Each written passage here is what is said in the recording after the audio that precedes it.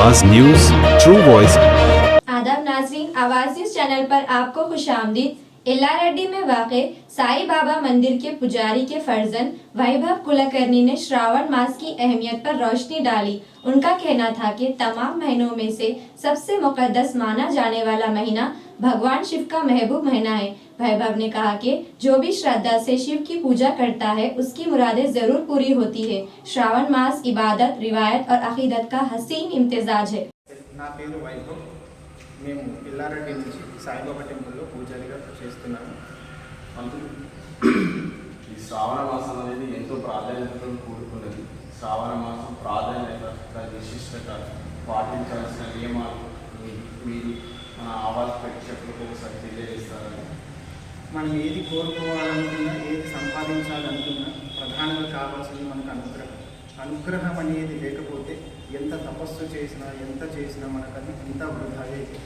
మరి ఎవరి అనుగ్రహం ఉంటే ఈ ప్రపంచంలో మనం అన్నీ సాధించగలుగుతాము అంటే శివానుగ్రహం ఉంటే మనం అన్నీ సంపాదించగలుగుతాం. ఎందుకు అంటే ఆది గురువు అతడు. పరమ గురువులందరికీ గురువు, ఆది గురువు శివుడు. ఈ శ్రావణ మాసంలో ప్రధానంగా అర్చించబడే ప్రధానమైన దైవం కూడా శివుడే. ఈ శ్రావణ మాసాన్ని సవన్ అనే ఒక పదంతో కూడా పిలుస్తారు. ఇందులో మనకు ప్రధానంగా చెప్పుకోవాల్సింది ఏంటి అంటే శ్రావణ మాసంలో ఉపవాసం ద్వారా మన యొక్క శరీరంలో ఉన్న రోగాలను నయం చేసుకోవడమే కాకుండా భగవంతునికి దగ్గరగా ఉండే అవకాశాన్ని కలిగించే మాసం ఏదైనా ఉంది అంటే శ్రావణ మాసం. ముఖ్యంగా అద్వైత గ్రంథాలను పఠించే అద్వైతులు ఎవరైతే ఉన్నారో, శివుణ్ణి ఆరాధించే వ్యక్తులు ఎవరైతే ఉన్నారో వాళ్ళు తప్పకుండా ఈ 30 రోజులు శివుని ఎవరైతే నిరంతరంగా ఆరాధిస్తారో వాళ్ళు అనుకున్న సిద్ధిని పొందడమే కాకుండా సాధకులకు అద్వైత సిద్ధి లభింపజేసే గొప్ప మాసం ఈ శ్రావణ మాసం. ఇందులో ప్రతి ఒక్క తిథి, ప్రతి ఒక్క రోజు కొన్ని పాజిటివ్ ఎనర్జీతో నింపబడి ఉంటాయని మన శాస్త్రం చెప్తుంది. స్కాంధ పురాణంలో శివుడు కూడా ఈ యొక్క మాసాన్ని స్వయంగా తను పొగడడం జరిగింది. ఈ మాసంలో ఎవరైతే రుద్ర నమకము చమకములతో ఆయన్ని అర్చిస్తారో సాధారణంగా చేసే ఫలితం కన్నా ఈ మాసంలో ఒకవేళ ఆ విధంగా సాధన చేస్తే 1,000,000 రెట్ల ఫలం వస్తుంది వాళ్ళకి. కాబట్టి ఈ యొక్క మాసాలను, ఈ యొక్క తిథులను మీరు ప్రధానంగా ఎంచుకోవాలి. ఎందుకు అని అంటే సాధారణమైన రోజుల్లో చేయడం లేదు, పర్వదినాలలో చేయడం లేదు. ఇలాంటి పర్వదినాలలో మీరు తప్పకుండా భగవంతునికి సమయం కేటాయించాలి. ఇలా కేటాయిస్తే ఏం జరుగుతుంది అంటే సూక్ష్మంలో మోక్షం అన్నమాట. మీరు 100 రోజులు సాధన చేస్తే మీకు వచ్చే ఫలితం ఏదైతే ఉందో ఏదైనా ఒకరోజు, సోమవారం కానీ, శనివారం కానీ, ఆదివారం, ఈ 7 వారాలు ఏ ఒక్కరోజు చేసినా మీకు ఆ ఫలితం వస్తుంది. అంత గొప్ప ప్రాశస్తం ఉన్న మాసము ఈ శ్రావణ మాసం.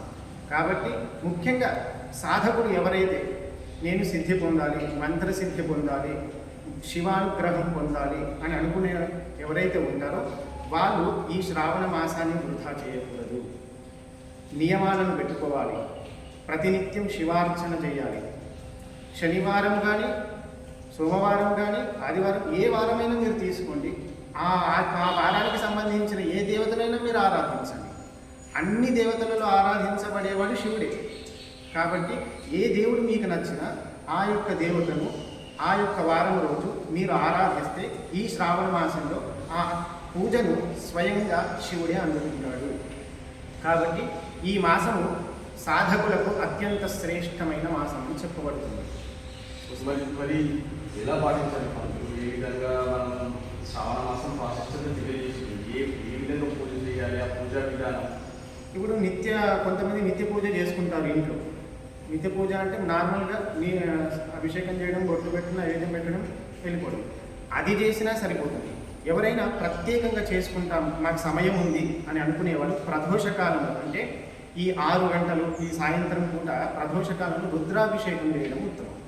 రుద్రాభిషేకం చేయడం వల్ల లాభం ఏంటంటే రుద్రం అనేది ఏం చెప్తుంది, నమ్మకం అనేది ఏం చెప్తుందంటే ప్రతి అణువులో ఉన్న శివునికి నమస్కారము, పశుపతికి నమస్కారము, భూమిలో ఉన్న శివునికి నమస్కారము, భవాయ అంటే జలంలో ఉన్న శివునికి నమస్కారము, రుద్రాయ అంటే అగ్నిలో ఉన్న రుద్రునికి నమస్కారం, ఇలా అన్నిటిలో ఉన్న శివునికి నమస్కారం అని చెప్తుంది. మరి చమకం ఏం చెప్తుంది అంటే శంఖమేమయష్టం అంటే నాకు ఇది ప్రసాదించు, నాకు అది ప్రసాదించు, నాకు ఆవులను ప్రసాదించు, గోవులను ప్రసాదించు, మేము నిన్ను నిరంతరంగా యజ్ఞం చేస్తూ మాకు మంచి నిద్రను ప్రసాదించు అని మనం ఇవన్నీ కోరుకుంటాం. కోరికలు చమకం ద్వారా కోరికలను కోరుకుంటే నమ్మకం ద్వారా శివునికి నమస్కరిస్తాం. ఇంత గొప్ప ప్రాశస్తం ఉన్న యజుర్వేద ఈ మంత్రాలతో ఎవరైతే ప్రదోష కాలంలో శివార్చన ఈ మాసంలో చేస్తారో శివానుగ్రహం లభిస్తుంది. శివానుగ్రహం లభిస్తే వాడికి గురువు తొందరగా లభిస్తాడు. ప్రదోషకాలం అంటే సాయంత్రం ఇక మీకు ప్రదోషకాలం సాయంత్రం మొదలవుతుంది. 5:30 నుంచి మీరు మొదలు పెట్టుకోవచ్చు. ఏ కార్యక్రమం అయినా సరే, సాధనా కార్యక్రమం అయినా సరే, లేదు అంటే నార్మల్గా పూజా కార్యక్రమం అయినా సరే, రుద్రాభిషేకం చేసుకోవాలి.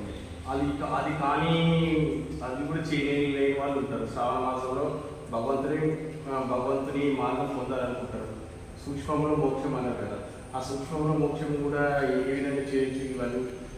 ఇక సూక్ష్మంలో మోక్షము అంటే ఒక మార్గం ఉంది, నామస్మరణ. ఎంత ఈ యొక్క 1 గంట లేదా 45 నిమిషాలు, ఒక అరగంట మీరు నామస్మరణ చేయొచ్చు. శివ పంచాక్షరి మంత్రం నామస్మరణ చేయొచ్చు. అది కూడా కాలేదు మీకు అంటే ఎంతోమంది గురువులు ఉన్నారు మన హైందవ సంస్కృతిలో. వాళ్ళ గురించి మనకు యూట్యూబ్లో వస్తూ ఉంది. వాళ్ళ గురించి వినండి. గురువుల గురించి వింటే శివుని గురించి విన్నట్టే. కాబట్టి గురువుల గురించి వినడం కానీ నామస్మరణ చేయడం, ఇది అత్యంతమైన సూక్ష్మంలో మోక్షమైన మార్గం. శివ పంచాక్షరి మంత్రం ఓం నమః శివాయ. దీనిని వీరబ్రహ్మేంద్ర స్వామి చాలా గొప్పగా చెప్పినారు దీని గురించి. ఏమని? శివ పంచాక్షరి మంత్రంలో శివుడు మాత్రమే కాదు, అమ్మవారు కలిసి ఉన్నారు. కాబట్టి ఈ మంత్రం ఎవరైతే చేస్తారో ఈ మాసంలో ఇటు అమ్మవారిని ఇటు శివుడిని ఇద్దరిని వాళ్ళు ఆరాధించిన ఫలితాన్ని పొందుతారట. ఓం నమః శివాయ. పంచాక్షరి మంత్రం ఆవచ్చానంతో మీకు అభినందనలు. మాకు మీ అమూల్యమైన సందేశాలు ఇచ్చేందుకు సర్వదా మీకు ఎప్పుడు ఏ యాక్టివిటీ ఉన్నా మా